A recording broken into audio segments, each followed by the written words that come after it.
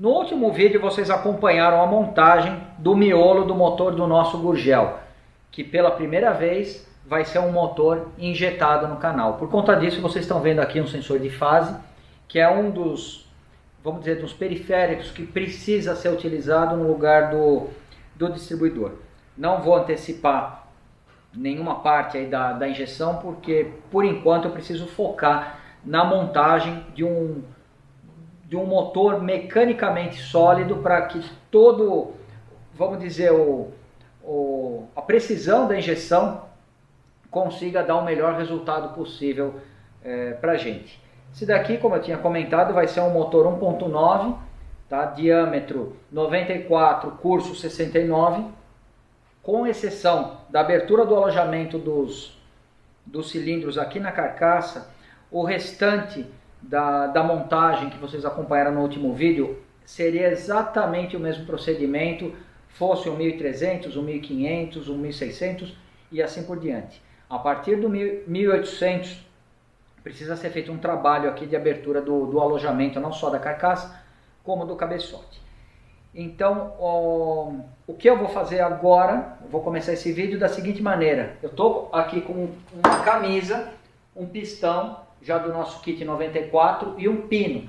O que eu preciso descobrir? Qual que vai ser a altura do meu pistão em relação à superfície do cilindro, também popularmente conhecido como qual será a luz do meu pistão. Então eu vou fazer isso rapidamente, não é uma montagem definitiva, tá? Estou usando aqui o cilindro número 1 pela conveniência da montagem no suporte, mas eu poderia, por exemplo, fazer no 2, se a carcaça estivesse na outra posição, poderia fazer em qualquer um deles, porque a Retforte já tomou todas as medidas e eles garantem que essa superfície ela está no mesmo plano dessa e exatamente equidistante das outras dos cilindros 3 e 4. E essa distância ela é fundamental para que você tenha uma taxa de compressão igual em todos os cilindros. Porque se você tiver uma diferença de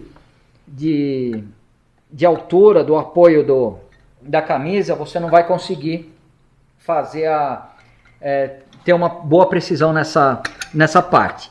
Então aqui eu estou encaixando a camisa, tá? Eu preciso garantir que ela vai encostar, está seco novamente, eu preciso garantir que ela vai encostar a base da camisa nessa superfície aqui do cilindro.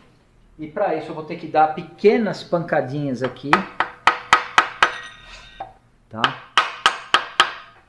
Não se preocupem os mais frágeis, eu estou usando um martelo apropriado para isso, com pequenas pancadinhas. Não estou usando uma marreta, parte de ferro, não. Estou usando a parte de nylon e dando pequenas pancadinhas aqui.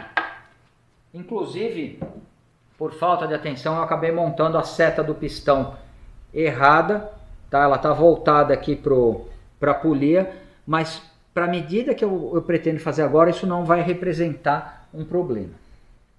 Para garantir que a minha camisa, a parte de baixo, vai estar bem apoiada na carcaça, nada melhor do que eu simular o cabeçote montado aqui. Então eu coloquei o cabeçote, não é exatamente o desse motor, mas é na mesma medida de abertura do alojamento aqui.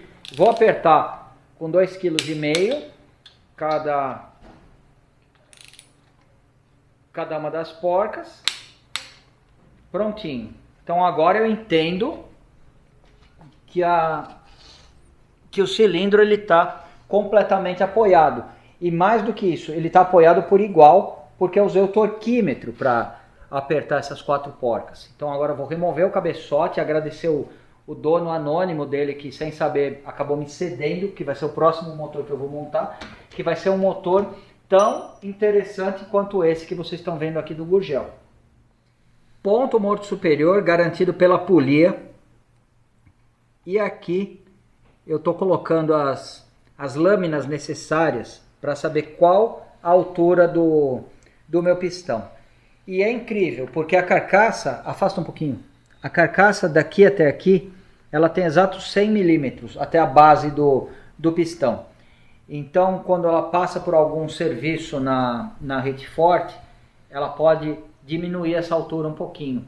Até, segundo o Saulo comentou, até 99.3, 99.4 é uma carcaça que, para o padrão de qualidade deles, eles consideram reaproveitável, possível de usar numa nova configuração de motor, independente dela ser original ou ser modificada. Essa daqui acho que está com 99.7 ou 0.8, alguma coisa assim. E por que eu estou falando isso? Porque quanto mais baixa a carcaça, mais para cima vai ficar o pistão, menor vai ser a distância entre cilindro e pistão. E esse daqui, ele deu exatos 2 milímetros. Ou seja, na verdade, eu não vou nem precisar usar nenhum calço. Por que eu colocaria um calço aqui? Qual que seria um fator determinante para usar um calço aqui? Se ele tivesse abaixo de 1.2 milímetros essa altura, numa situação extrema de dilatação, o pistão poderia tocar, no momento de um superaquecimento, alguma coisa assim, o pistão poderia tocar na superfície do cabeçote. Então a altura do deck mínima 1.1, 1.2, se você for muito radical, dependendo da publicação que você estiver pesquisando, essa altura ela vai ser 1 milímetro no extremo. O recomendado vai entre 1,4, 1,6, alguma coisa assim. Aqui, incrivelmente, a gente já está com 2 milímetros.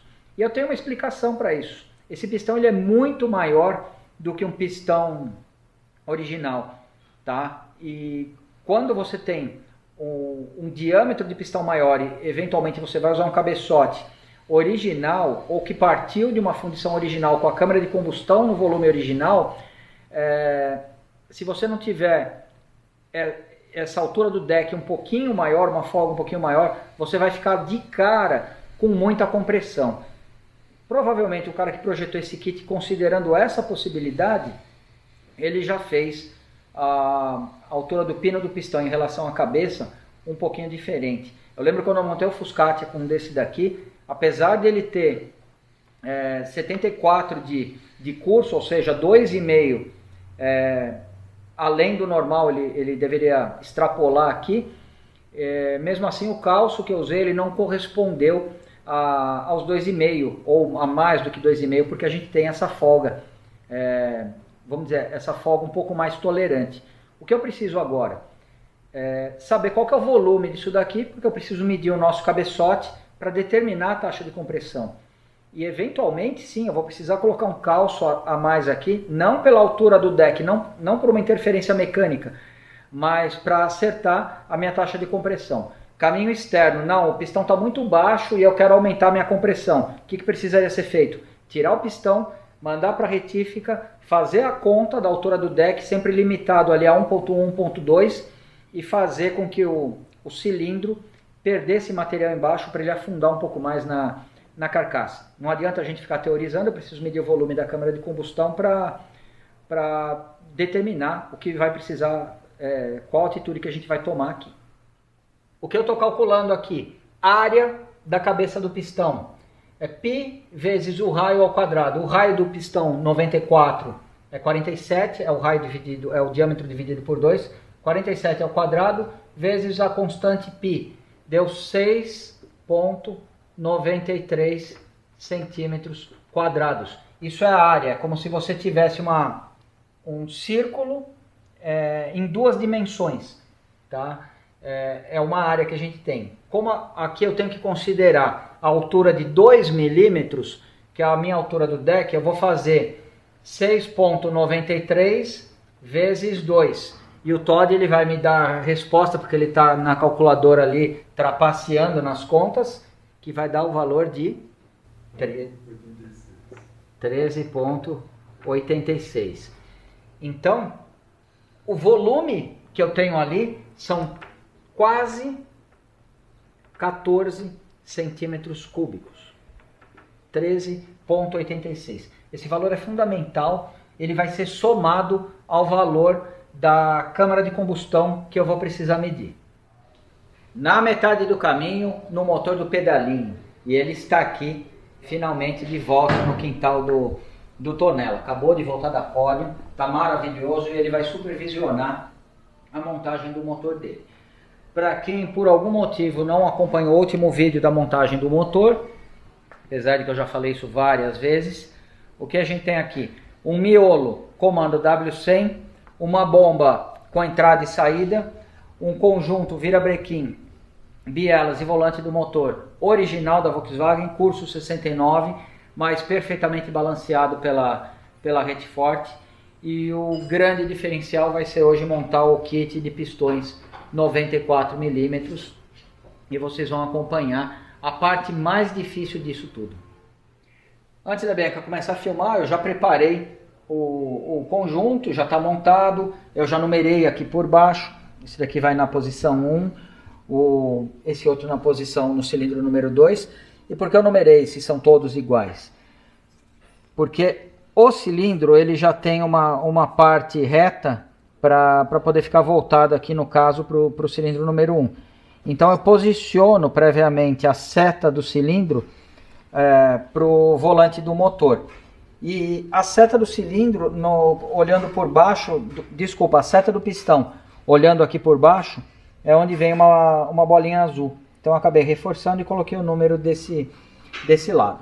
Essa não é a parte mais difícil da montagem, nem essa daqui. Aqui eu estou com o cabeçote, que já foi feito o blueprint, já está completamente limpo, prontinho para montagem. E com dois detalhes. O primeiro detalhe, ele não tem a válvula de admissão de 40 mm. Optamos por montar com válvulas 35,5, que são as medidas originais do 1600, para tentar conseguir um pouco mais de torque em baixa rotação. Não vai ser um motor de alto giro, mesmo porque não é esse o propósito do Gurgel. A gente quer o máximo de torque possível. O que eu fiz antes de começar o vídeo, e o procedimento pode ser visto em outros vídeos de montagem do motor, eu medi o volume da câmara de combustão com um vidrinho, fluido de freio e uma seringa graduada. E temos aqui, ao contrário do que eu tinha imaginado uns 47, alguma coisa, quando eu fiz as contas com o Gaban, na verdade aqui deu 43 centímetros cúbicos. Aqui começa a vir a parte mais importante da montagem do motor. Vamos lá, primeira coisa eu vou calcular a área do cilindro. É o raio ao quadrado, 47 ao quadrado. Por quê? Porque o diâmetro é 94. 47 ao quadrado vezes π dá 6,94 centímetros quadrados. Se você colocar a terceira dimensão, que seja 1 milímetro de altura, no lugar de 6,94 centímetros quadrados, deixa de ser área e passa a ser volume. Aí você vai ter 6,94 centímetros cúbicos. Mas não é 1 centímetro o que a gente... desculpa, 1 milímetro o que a gente tem no deck, são 2 milímetros. Então aqui é o primeiro valor que vai entrar na nossa fórmula. O volume do deck é a área vezes 2 milímetros, que é o que deu nesse motor. 13,87 centímetros cúbicos. Esse volume a gente vai somar no volume da câmara de combustão como o volume total, que você pode chamar o volume total da câmara de combustão na fórmula. Terceira variável, volume do cilindro, 6,94. Por que eu estou usando 6,94? Porque a área, tá? A área para o cilindro de 94, a área vezes o curso, 69. Cada cilindro desloca 478,86 centímetros cúbicos. Então, com esses valores eu consigo calcular minha taxa de compressão, que é o volume do cilindro mais o volume do deck, que é o 13,87, mais o volume da câmara de combustão, que é 43 centímetros cúbicos. Tudo isso dividido pelo volume total da câmara de combustão, que é a câmara de combustão mais o deck. Jogando os números na fórmula, a gente tem isso daqui, e eu felizmente atingi o valor de 9,42. Qual é a unidade aqui, Bianca? Você sabe? É uma proporção. É uma proporção. 9,42 para 1 de compressão. Perfeito. Então, tá dentro dos... a minha intenção aqui era deixar entre 9 e 10. 9,42 me agrada muito. Não, Tonela, eu quero deixar exatamente 10. Quais seriam as alternativas para isso? mais fáceis. Diminuir a altura do deck, tá? Jogando na fórmula o volume para te dar exatamente 10 para 1. Isso você poderia fazer tirando a parte superior do cilindro ou tirando a parte inferior. Essa seria uma possibilidade. Caso você quisesse abaixar o volume, a taxa de compressão, aí você poderia calcular um calço para colocar embaixo do cilindro. Nesse motor, felizmente não vai ser nem um caso nem outro, a gente caiu num valor bastante interessante aí para a proposta do nosso Gurgel. Depois de feitas todas essas contas, aí sim a gente vai desembalar o motor e vai fazer a montagem com o máximo de critério, tanto de limpeza quanto do uso de ferramentas e mecânicos possíveis. Essa parte a gente não precisa mais se preocupar. Se alguma coisa tivesse dado errado aqui, era mandar cilindro para o torneiro ou para rete forte para tirar um pedacinho, ou então calcular a espessura do calço que seria colocado aqui. Bom, detalhe, enquanto eu desembalo aqui, eu comentei que é possível você tirar uma casquinha aqui na parte de cima ou aqui na parte de baixo. Por quê? Porque a altura do deck aqui está acima do mínimo necessário. O mínimo do mínimo seria 1.2. Como a gente tem 2 milímetros, seria teoricamente possível tirar até 0,8, tá? No limite, ou 0,6 para trabalhar com total segurança. Mas se você tem uma altura do deck já de 1.2 e ainda assim não atingiu a taxa que você quer aumentar a compressão, aí não tem outra alternativa aí você tem que fazer o quê? Você tem que pegar o cabeçote, fazer igual o que eu fiz no Fuscati, colocar o fluido aqui dentro, tá? Mas aí você calcula, você dimensiona o volume da câmara de combustão.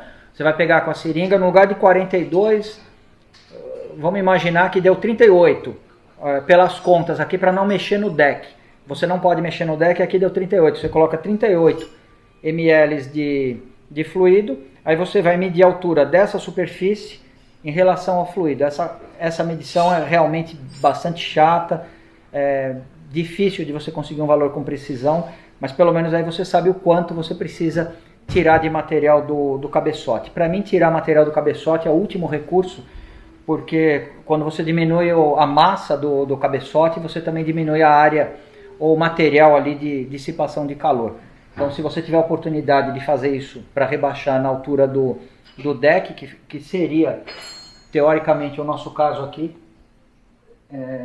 é o que eu faria, ou aquilo que eu recomendaria, tá?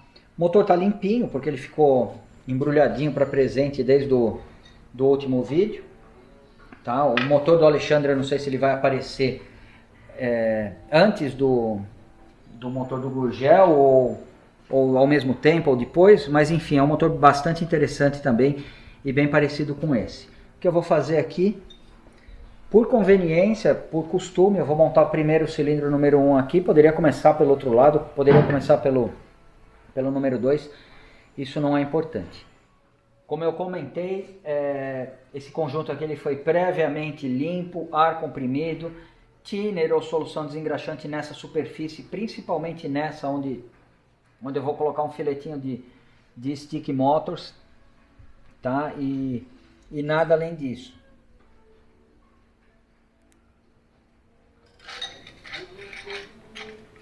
Bom, o lado de lá já tem uma trava,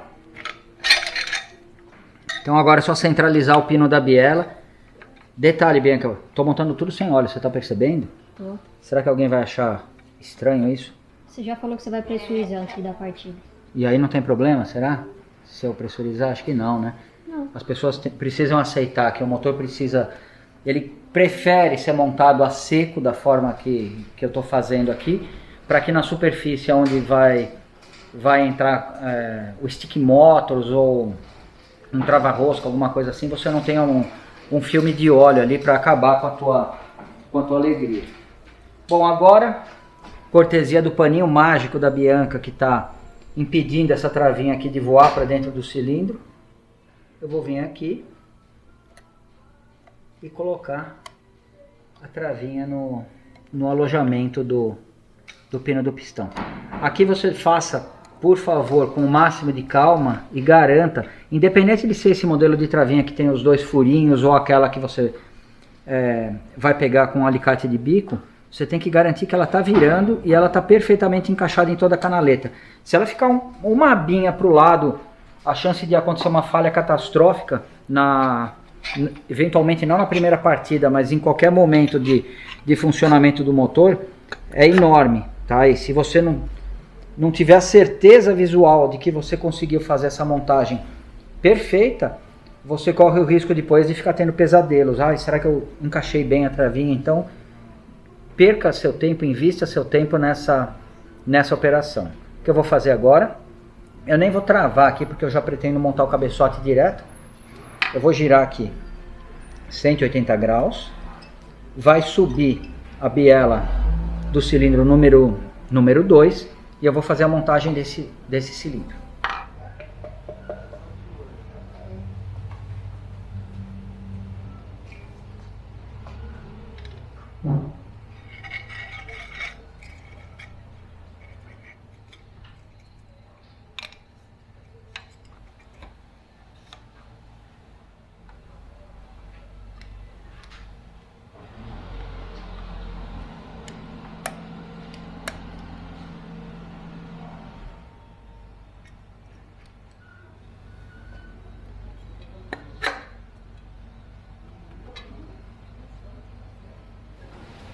O que eu posso fazer agora, já finalizar a montagem desse lado, torqueando o cabeçote para poder virar do outro e fazer o mesmo serviço. Aí eu evito de ter que ficar colocando alguns pinos aqui de pistão para travar. Eu garanto que essa cola aqui, o Stick Motors, no momento que ele curar, o cilindro vai estar na posição definitiva dele. Então é o que eu vou fazer agora. Uma novidade nesse motor, pela primeira vez, eu vou usar esse modelo de capa de tucho. Então ela é original.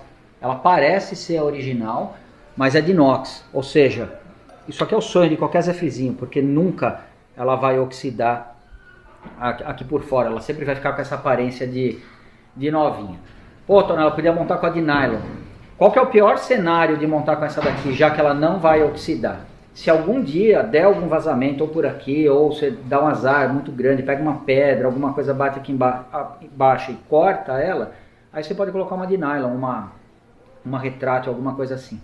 Mas para um motor que está sendo montado com tanto critério, eu acho que vale a pena e é uma excelente possibilidade usar essa capa de tucho de inox. Então eu vou colocar todas as vedações do meu kit da Sabó Clássicos. Antes de montar essa capa de tucho, na verdade a sequência é a chapa defletor inferior, a capa de tucho e o cabeçote. Se você estivesse montando retrátil, era só colocar o cabeçote agora, torquear, e depois você vai se preocupar com essa chapa inferior aqui de refrigeração e com as capas de tucho. Como elas não são retráteis, a primeira coisa que você tem que montar realmente é o conjunto de capas de tucho. Agora eu já vou descer o cabeçote, mas simplesmente para poder alinhar as capas de tucho.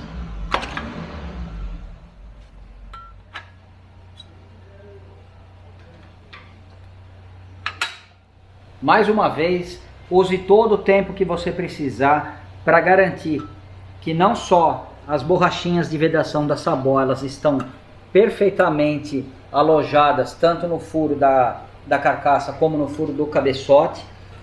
Então a melhor forma de fazer isso é dando uma pequena giradinha. No momento que você tiver certeza que está tudo em ordem, aí sim a gente pode começar a apertar o cabeçote. Então, segundo o manual da Volkswagen, quando você vai usar essa capa de tucho, primeiro você vai dar uma apertada, um torque nesses 4 parafusos inferiores para ele puxar o cabeçote para baixo. Eu tenho pouco fio de rosca aqui para fora, que eu não vou nem montar a arruela por enquanto. Eu vou simplesmente torquear as porcas. Na hora que o cabeçote descer um pouquinho, eu solto e faço a montagem definitiva. Olha, eu só encostei um pouquinho aqui as duas porcas centrais inferiores e eu já tenho espaço aqui na extremidade para montar as arruelas e já dar o aperto definitivo. Então vou colocar as arruelas aqui. Já montei todas as arruelas e todas as porcas, e o livrinho com exatidão da Volkswagen recomenda que você encoste essas aqui com 1 kg de torque, tá? O nosso torquímetro ele começa nos 2, então aqui vai ser no olhômetro, tá? Simplesmente para capa ficar na posição. Aí depois a gente vem e dá o aperto com os 2,5, que é o recomendado.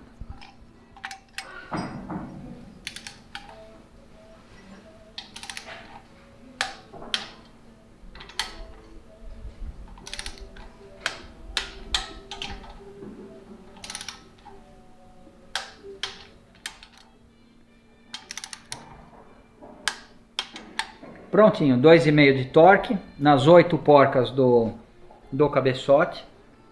Eu poderia já montar eixo de balancim, varetas e tudo mais e mudar para o outro lado, mas como a gente tem aquela questão do HVX, eu prefiro montar o outro lado rapidinho, volto o motor para esse lado e eu consigo mostrar em detalhes tudo que foi feito nos balancins em relação ao HVX.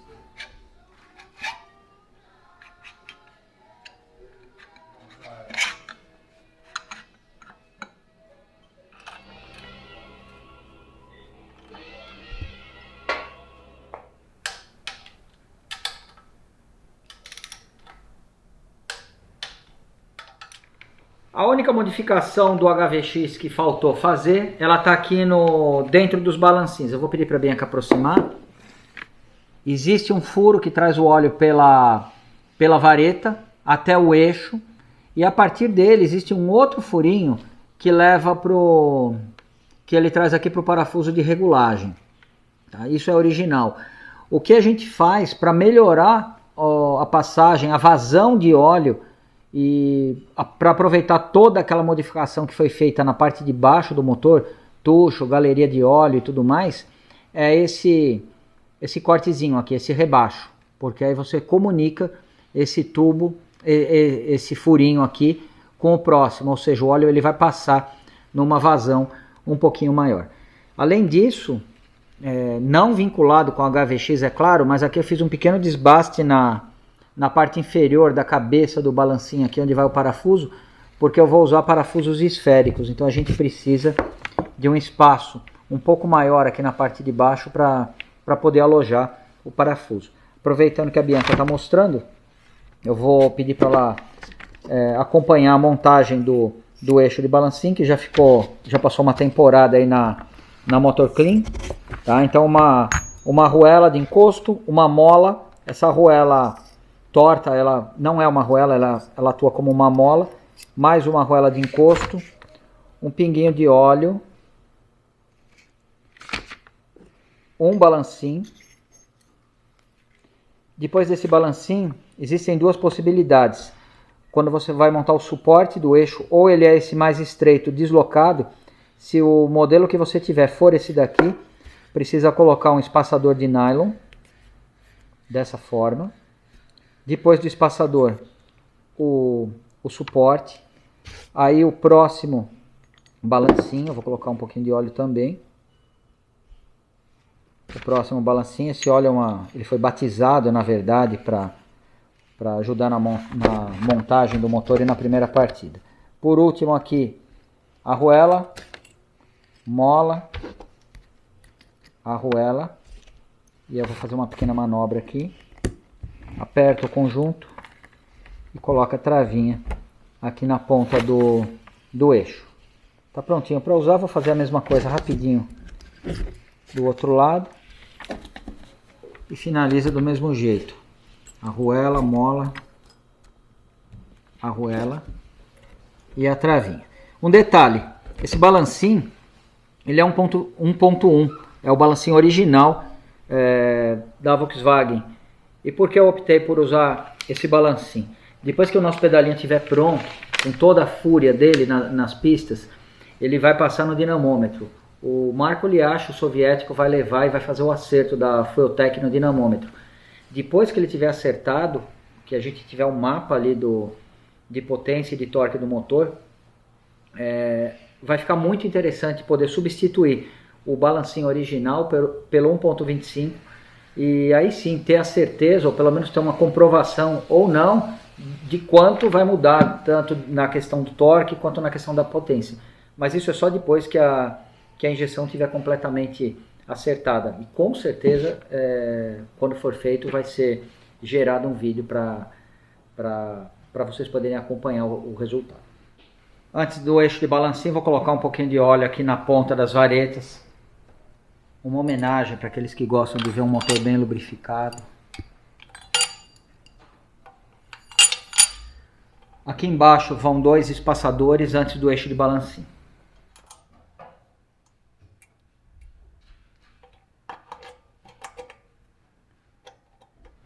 Bom, eixo de balancinhos já montados. Dá para regular a válvula agora, Bianca? Tá. E como é que a gente faz se não tem distribuidor? Para saber a posição. Tem isso aqui. O sensor de fase, a partir dessa marca de referência que eu fiz, é por isso que isso é tão importante. No momento que eu alinhar ela com o corpo do distribuidor e a chaveta que estiver na posição das 9 horas, aqui, vamos ver, chegou? Não, eu preciso dar mais uma volta. Agora, se fosse regular, seria do cilindro número 3. Sensor de fase na posição do cilindro número 1, chavetinha na posição das 9 horas. Então eu posso fazer a regulagem aqui com absoluta tranquilidade das válvulas do cilindro 1, tanto admissão quanto escapamento. E aqui eu vou regular com a folga zero. O que é a folga zero? Não coloco a lâmina aqui. Eu vou girar a vareta e esse é um dos motivos pelo qual eu coloquei uma pequena camada de óleo ali na vareta onde ela vai se alojar no tucho, para facilitar o movimento. Agora, quando ela começar a prender, igual aqui ela está presa, eu vou voltar só um pouquinho. E é nessa posição que eu vou deixar.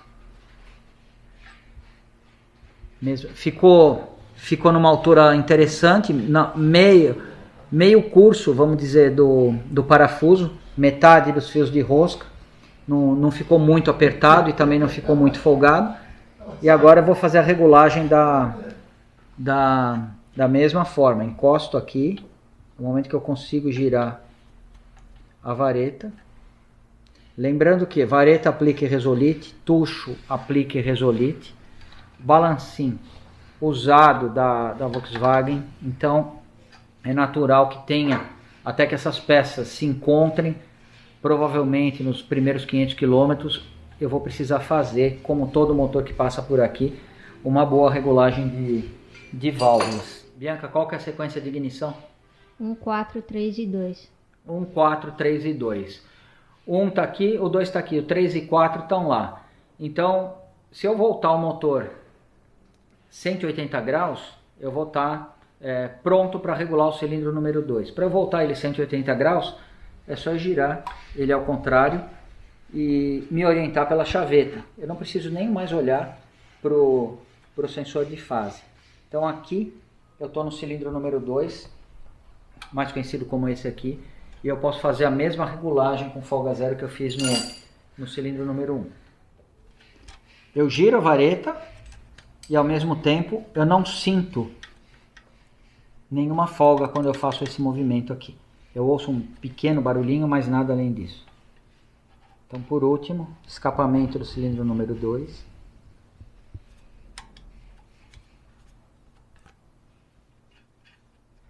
Por que a regulagem com folga zero? Porque quando o motor aquece, a folga aumenta. O cabeçote, ele, por ser de alumínio, uma liga de alumínio, ele acaba se dilatando mais do que o cilindro. Então ele acaba afastando o conjunto do eixo de balancinhos dos tuchos, do centro do motor. E quando ele faz isso, você acaba aumentando a folga. Pô, Tonela, se é assim, por que a Volkswagen não colocou folga zero em todos os motores? Porque é linha de produção, alta escala, e os funcionários eles tinham que fazer o serviço dentro de uma tolerância. Imagina se por algum motivo você está num tremendo dia de verão, está fazendo uma regulagem a 35 graus, por exemplo, e a primeira partida ou a próxima partida do motor vai ser numa temperatura próxima de 0 grau. Existe o risco de repente ter alguma interferência. Na prática, o 010 é considerando as tolerâncias ali da regulagem manual de um funcionário ou de um mecânico comum, para você não correr esse risco. Por isso que é indicado sempre a regulagem com o motor frio. Então, se o cara regular com o motor, vamos dizer, a 60 graus numa emergência, numa oficina, quando esse motor esfriar, ele não vai travar. Tá? Óbvio que com a folga zero, essas tolerâncias aí, elas diminuem drasticamente.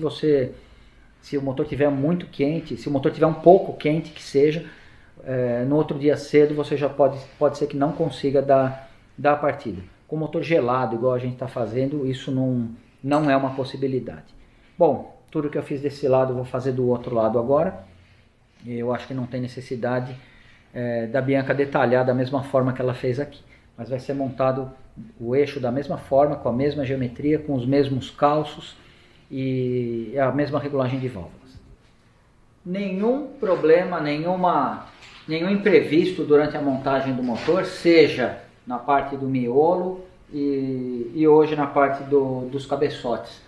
Tá? E isso, mais do que qualquer outra coisa, é planejamento.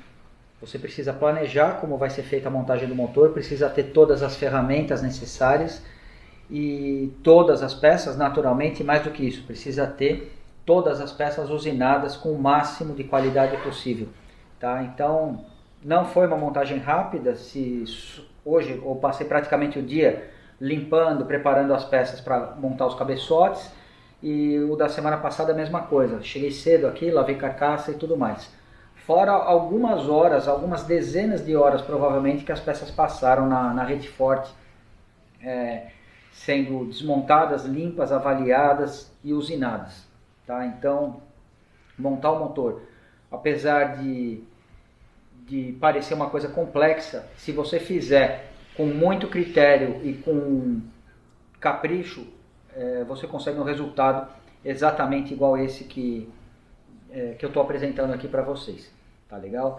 Então, quero agradecer a Rede Forte por mais uma usinagem. Esse motor aqui ficou maravilhoso, sem imprevistos, e você, se quiser contratar o serviço deles para fazer essa montagem na sua casa, com certeza a parte mais crítica, que é a parte da usinagem, vai estar em boas mãos, e aí vai ficar a seu cargo o capricho da montagem e o uso correto das ferramentas. Tá legal? O Gurgelzinho está aqui, provavelmente se ele falasse, ele estaria aprovando o resultado do motor que foi montado para ele. Agora, mais para frente, não a semana que vem na publicação dos vídeos, mas a próxima etapa provavelmente vai ser a instalação do motor no Gurgel. Eu falo a próxima etapa da parte do motor, porque aqui, apesar de ele estar lindo, maravilhoso, ainda falta muita coisa, e provavelmente vai ser intercalado aí com um vídeo do polimento, da suspensão e assim por diante. Mas logo logo o Gurgelzinho vai dar a primeira partida, tá bom? Muito obrigado por ver os nossos vídeos e até o próximo.